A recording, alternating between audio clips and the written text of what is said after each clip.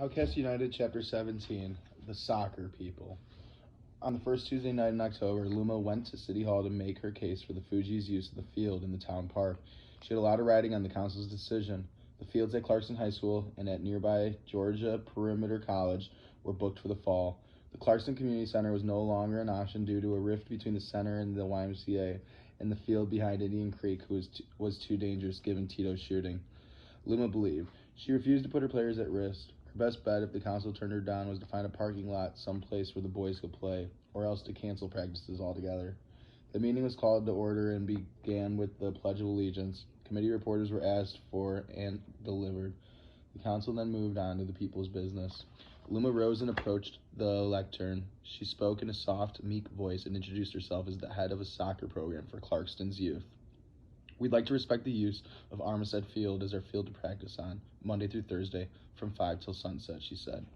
Why? A councilwoman asked. The field at Indian Creek Elementary is all gravel, said Luma. It's also not controlled. Anyone can go there and play, so unsupervised kids are out there playing, unsupervised adults are out there playing, and it's not a healthy environment for kids. A barrage of questions followed. What would it cost the town? How old were the boys? Were they local? Would they be supervised? What kind of equipment would they be using? What about insurance? Luma said she would always supervise. The team would supply its own equipment. The program would be insured. The players were all local. Are these mixed teams for both boys and girls? Another councilwoman asked. No, it's just boys right now, Luma said. Just boys, the woman said. An awkward silence followed, broken eventually by Mayor Swanee. This lady came and talked to me about using the lower end of Armistead Field, using the end for soccer, he said. She knows that you don't play soccer on a baseball field, and we got the lower end of this field that we do not use and have not used. And the only time it was used was when grown soccer people, came in there with cleats and everything else and were tearing the field up. The council's members leaned forward to look at the mayor to see where he was going with all this. So, he said finally.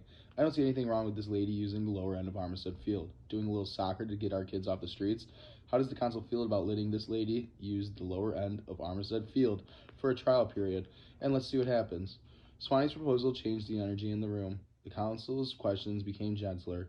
They talked among themselves and agreed that 6 months sounded like a reasonable amount of time for a trial period.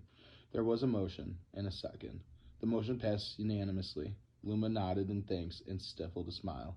The Fugees, for now at least, had a home.